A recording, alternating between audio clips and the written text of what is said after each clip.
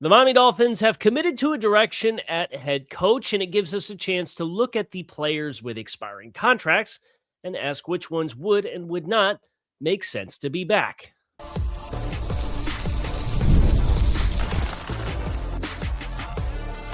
You are Locked On Dolphins, your daily Miami Dolphins podcast, part of the Locked On Podcast Network, your team every day.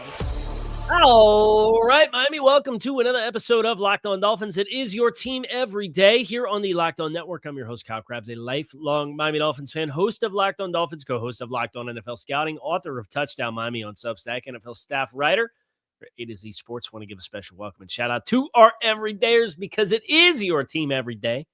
We don't just say it, we live it here on the Locked On Network. Today on the show, expiring contracts. Who makes sense to maybe run it back with? Who does not make sense to run it back with, knowing what the Dolphins and their roster outlook's going to be, and leaning into a coach that's very player development and teaching style with a GM that's focused on building through the draft.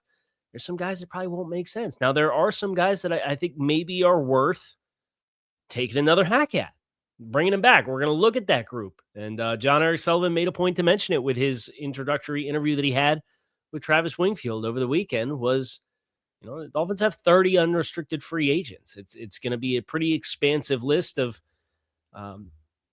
players that you're probably not going to have a chance to bring a whole lot back from.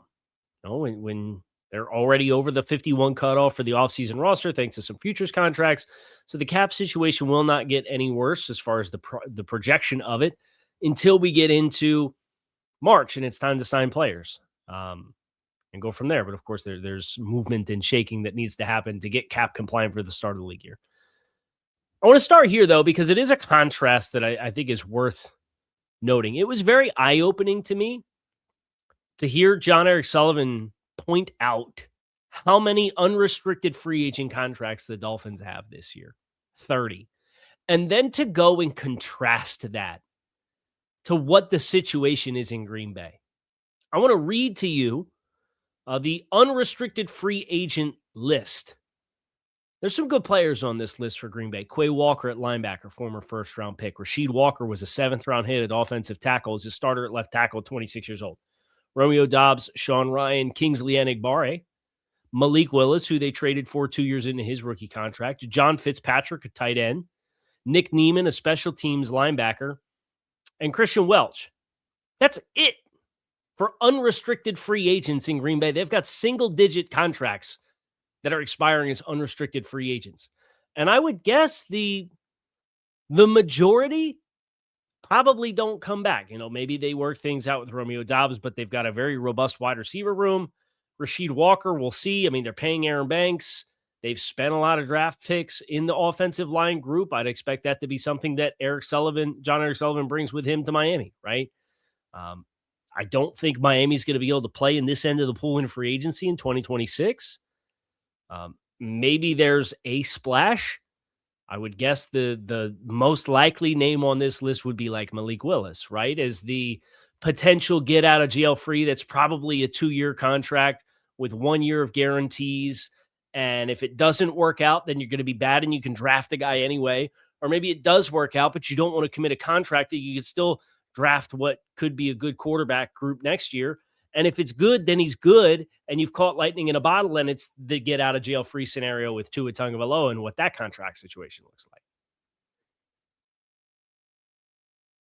Quay Walker, Rasheed Walker, Romeo Doubs, Sean Ryan, Kingsley Enagbare, Malik Willis, John Fitzpatrick at tight end, Nick Neiman, Christian Welch. That is it. You contrast that to Miami. Rasul Douglas, Liam Eichenberg, Daniel Brunskill, Jack Jones, Larry Borum, Kader Kohou, Cole Strange, Willie Gay, Ashton Davis, Cedric Wilson Jr., Darren Waller, Alexander Madison, Benito Jones, Iafitu Melifonwu, Kendall Lamb, KJ Britt, Jermaine Ifedi, Greg Dulcich, Jake Bailey, Joe Cardona, Artie Burns, D. Eskridge, Riley Patterson, Quentin Bell, AJ Green, Elijah Campbell, Yadni Kajust, Caleb Johnson. Casual list. Now, I think the silver lining for Miami is I wouldn't miss a bunch of these names if they ended up leaving. There's some names I'd like to have back. And I'm looking at names that are in their mid-20s that showed that they could play, or at least fill some kind of role. They would be the names. If I'm Miami, I'd be looking to bring names like, for example, let's go with Greg Dulcich. Let's go with maybe KJ Britt as a depth linebacker and special teams player. I don't like, he was a minimum salary guy next year. You tell me you bring him back on another minimum salary deal and he's an interior linebacker 5 for you and play special teams, like, cool. You want to be a physical team, you want to have that kind of specialized skill set, neat. I'm all on board. Right? But then I think about, as good as Rasul Douglas was, as a guy who outperformed the contract that the Dolphins got him on, but it came at the cost of getting him into the building late. This is going to be his age 32 season in 2026. Does that make sense for Miami with where they're at? You'd like to have some vets in some rooms, and John Eric Sullivan's talked about that as far as his roster construction ideology, to have veterans in rooms. But it feels like a longer shot to know that that's the chapter that Rasul Douglas is in. And he has overlapping Green Bay with John Eric Sullivan, right? So there's a lot of familiarity there. Maybe that helps to bring back Rasul Douglas. But that's the kind of player I would have concerns about staying and making sense, and the team wanting to invest another year in, given where his career trajectory is at and what his career outlook is like long-term and what the Dolphins need. Certainly not going to miss Liam Eichenberg. I think Daniel Brunskill had a nice role to fill as the 6th offensive lineman. I think in a perfect world, that role is probably filled by somebody with a little bit more gas in the tank. I think the structure of it was what really made it pop for Miami, was to load up and go heavy, and how that allowed you to kind of manipulate some of the personnel groupings that you got from opposing defenses for a bit, because that was something the Dolphins couldn't do for forever. It's all Tyreek Hill and Jalen Waddler out there. We're going to get this personnel grouping, and they're going to play us this way, and we have to try to solve it as best as we can, even if it goes outside of our strengths. They had trouble dictating terms. I think a name like Kader Kohou might not be the best fit either when you put the Jeff Hafley lens on it. And the Jeff Hafley lens being, at least in Green Bay last year, a lot of zone match versus, Kader at his best going back to when he first came into the league. It was the press man and being a man coverage option. And I've over on Touchdown Miami, I did the first 3 games of 3rd and longs, and not a lot of man coverage through the first 3 weeks. I'm going to do the whole season, but I was like 40 minutes in the first 3 games. I said, I better wrap it up, right? Like, you only cut so much tape in one sitting before you guys, the head starts to nod. So I question Kader Kohou coming off of an injury as a player. That, does he make sense? Is that an economic option? I think Cole Strange is about as far removed from what I would expect the standard to be when you consider Jordan Morgan, who Green Bay drafted in the 1st round. He was a 320 plus guy, right? They signed Aaron Banks in free agency. He's a 330 plus guy. They draft Anthony Belton. He's a 350 plus guy. Like, they went with size, a lot of size. It doesn't have to be, stone cold, universal across the board. Like, they drafted Zach Tom in the middle rounds for his positional value, and he's turned into a great player for them. But I would expect, if you're going to go about your business trying to facilitate change in the trenches, a name like Cole Strange, who's probably best served as a center, feels like he'd be a redundant player to pull back, and especially when you consider some of the size that they've gone after. I don't necessarily think that you need to be worried, and he's not an expiring contract, but like Aaron Brewer, when Aaron Brewer gets the shout out from John Eric Sullivan in the interview as being a building block and a piece to build around, makes me feel a little bit better about like some of the questions that I think is a legitimate question about, if it's going to be different and a different regime and it's not Mike McDaniel's offense, does he bring the same inherent value as what he did when he was playing in Mike McDaniel's offense? As I look through the rest of this list, I think Julian Hill is a restricted free agent. I think the restricted free agent element of it is probably not inconsequential because you'd have to put a tender on him. He was an undrafted rookie. It's the Kader Kohou thing last year, where you could put a right of first refusal tender on Julian Hill, and it's $3.45 million in compensation. I don't think that would be his market if he were to hit the market. So I would prefer, if you're going to bring him back, just try to sign him to a contract extension. And I think he's earned a place in my heart where if you told me he was back, not as the preferred tight end on the depth chart, but if he was back in a tight end 2, tight end 3 role as a blocker, like, I think that would be a role that he would be plenty capable of filling and you feeling good about it. But if I'm Miami, I'm looking at Jake Bailey. I'm looking at Joe Cardona as the specialists. Those are not budget-breaking players. You're going to need somebody to fill that role. I thought both of those guys performed well. I'm looking at Greg Dulcich as a 26-year-old former top 100 pick who showcased quite a bit from a pass game profile perspective and run after catch. Was it always perfect? No. But it'd be a player I'd be interested in trying to retain and see what else I could get. Larry Borum's a tough one.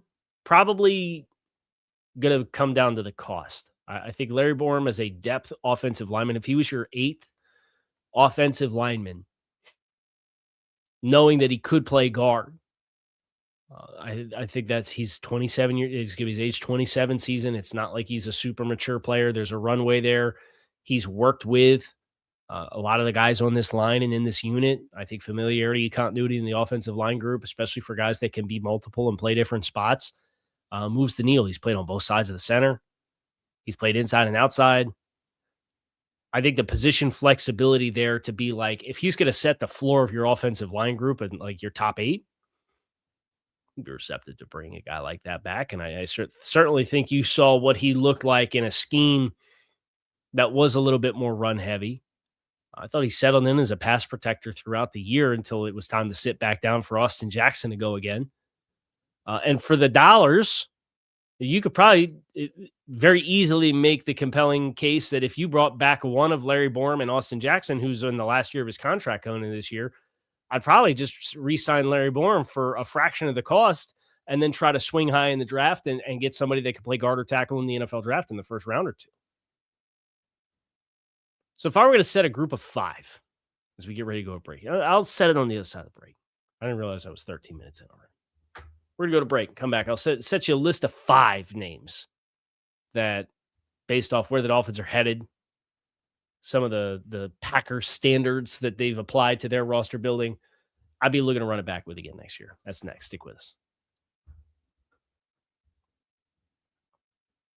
Kicking off the new year, feeling good is the goal, right? Honestly, hydration is the easiest one you can get. You can stay on top of your energy, your focus, your mood. All that levels up when you're hydrated. Let's be real. Plain water doesn't always cut it, though, especially when you're grinding through long days, hitting the gym, or just trying to stay consistent with your health goals. That's where Drip Drop comes in. Doctor-developed, proven fast hydration that helps your body and mind work better. You can think with clear focus, have better energy, elevated mood, and even that fresh skin glow. What I love about it is they give you a number of different tastes to choose from. There are 16 original flavors and 8 zero sugar options to choose from, so you don't have to drink your calories either. They have flexible subscription options, so you're never stuck without it, whether you're hitting the gym, juggling work, or staying consistent. Right now, Drip Drop is offering podcast listeners 20% off their first order. Go to dripdrop.com, use promo code LOCKEDONNFL. That's dripdrop.com, promo code LOCKEDONNFL for 20% off. Stock up at dripdrop.com and use promo code LOCKEDONNFL for 20% off. What if sports were traded like markets? Now you can put your sports IQ to work in real time with Robinhood prediction markets. It's not you against the house. It's you participating in a live market. You can buy or sell your positions live all game long. Use your sports knowledge in the moments that matter. Robinhood prediction markets changes the game.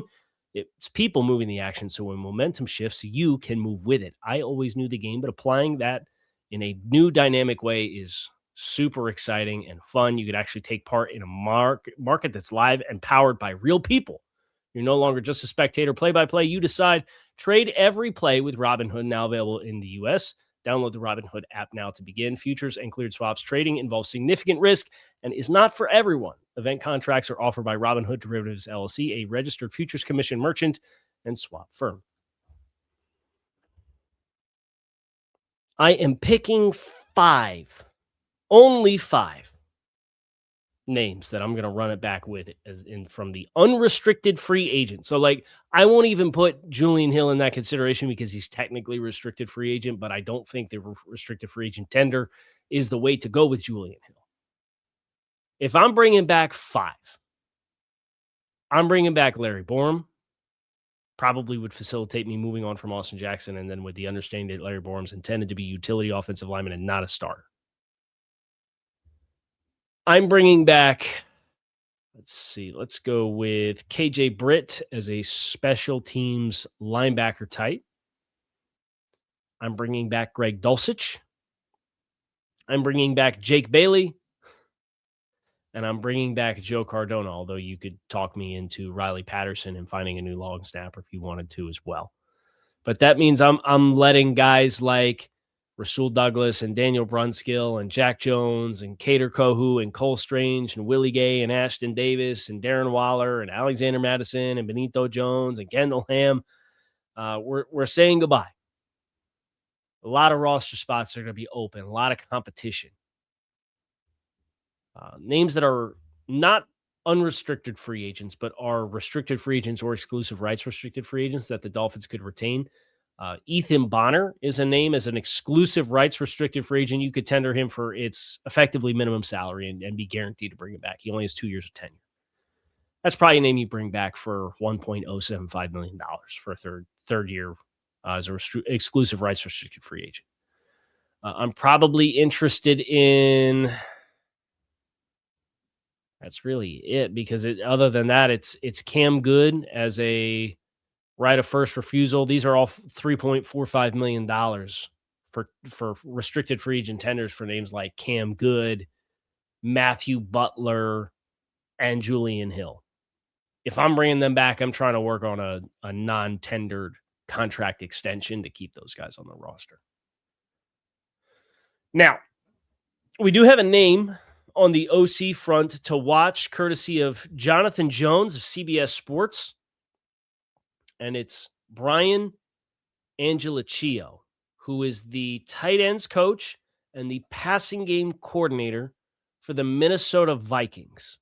So Angelicchio has held the title of the passing game coordinator and tight ends coach since he came to Minnesota in 2022. He's been in Green Bay. He was the tight ends coach in Green Bay from 16 to 18. Matt LaFleur came in and he left. He goes to Washington for a year, then Carolina for 2 years, then gets hired by Kevin O'Connell as the passing game coordinator, tight ends coach in Minnesota. He has held that job ever since. He's overlapped with Jeff Hafley in Tampa with Greg Schiano, overlapped in Cleveland in 2014, overlapped in Rutgers, and overlapped at Pitt in the mid-2000s, all with Jeff Hafley. So you've got a lot of exposures to Brian Angelicchio. 53 years old, went to St. Lawrence, started his coaching career in 1995 with SUNY Brockport, and then was at Ithaca College as a linebackers coach and a wide receivers coach and an offensive line coach, and then the offensive coordinator and defensive line coach at Ithaca. So when you get in like the lower level colleges, you gotta wear hats, right? So pretty funny to see O-line coach, offensive line coach, offensive coordinator, wide receivers, linebackers. A lot of hats before he lands at Pitt in 2006. And then he's at Pitt from 2007 to 2010 as tight ends coach. So specialty in tight ends, I dig it. When you consider what Green Bay has done at tight end, they've invested pretty significant amount of draft capital between Tucker Kraft, who's one of the 5 best tight ends in the league for my money. And unfortunately had a major injury this year, so he didn't get a chance to finish the season. But in the same draft, they also drafted another tight end in the top 3 rounds, And then you go back the 3 years prior to that, they used a third-round pick on Josiah DeGora, who's not a player that ended up working out. And then one other pick at tight end as well. So you're talking pretty meaningful investment from a school of thought. And if you want to be a team that loads up in the trenches and get big and be multiple, I think there's some inspiration to take in how Green Bay has constantly aspired to kind of have multiple options at tight end to go up and load heavy, right? There's no reinventing the wheel at this stage anymore as far as guys that you want to get big and be multiple, and you want big bodies that can catch and run, and you want small bodies that are capable of playing physical, because that allows, to go back to the interview that Sullivan had with Wingfield, it was, allow the offensive coordinator enough flexibility to call the game any way he wants in any given game, regardless of who you play or where you play and when you play them. Tight ends can be a big piece of that puzzle. I continue to think a lot of the best teams in the league the next couple of years are going to be the teams that are really on the forefront. And that's not to say like, hey, the Dolphins have to invest all their resources at tight end. I don't have a lot of other, like that name from Jonathan Jones came out 3 minutes before I hit record on the podcast as I was doing the background. So I don't have a bunch of extra context for Angela Chio to provide you guys, but that is a name to watch that's kind of outside the Packers ecosystem that has very good and meaningful experience as the passing game coordinator under Kevin O'Connell since 2022. That's a good name to watch. Mike McDaniel landed on his feet. Speaking of offensive coordinators, we'll talk about that on the other side of the break. Make sure you guys stick with us. FanDuel is officially in playoff mode every game day during the NFL playoffs. FanDuel is giving customers even more ways to get in on the action, because right now, every NFL playoff game day, FanDuel users get a profit boost pack waiting for them inside the app. Each game day, you'll see a pack loaded with multiple profit boosts that you can apply to the bets you like the most. Open that pack first thing in the morning on game day. See what boosts you want to apply. The boosts let you lean into your game day instincts, whether that's offense, defense, quarterback play, momentum, coaching, you name it. And it gives you more juice on the bets you already like instead of forcing you to take something new. Make your picks, then apply your profit boosts to go after even bigger payouts while the playoffs are rolling through. So visit FanDuel, official sportsbook partner of the NFL, and grab your profit boost pack every NFL playoff game day. If you've ever hired someone who looked good on paper but wasn't the right fit, you know how important that fit is. When you want candidates who truly match what you're looking for, trust Indeed sponsored jobs. Indeed is all you need. Stop struggling to get your job seen on other sites. Indeed sponsored post jobs put your post at the top of the page and help you reach the right candidates faster. If you are going to hire somebody for this show, whether that's a producer, maybe replace me with a different tone, who knows? You could go to Indeed and be very specific about what it is that you're looking for the role. Real experience, not just resume buzzwords. Spend more time interviewing candidates, check all the boxes for you. Less stress, less time, and more results by using Indeed sponsored jobs. Listeners of this show get a $75 sponsored job credit when you give your job the premium placement it deserves at Indeed.com/LockedOnNFL. Just go to Indeed.com/LockedOnNFL right now. Support the show by saying you heard about Indeed on the podcast. Terms and conditions do apply. Hiring, do it the right way with Indeed.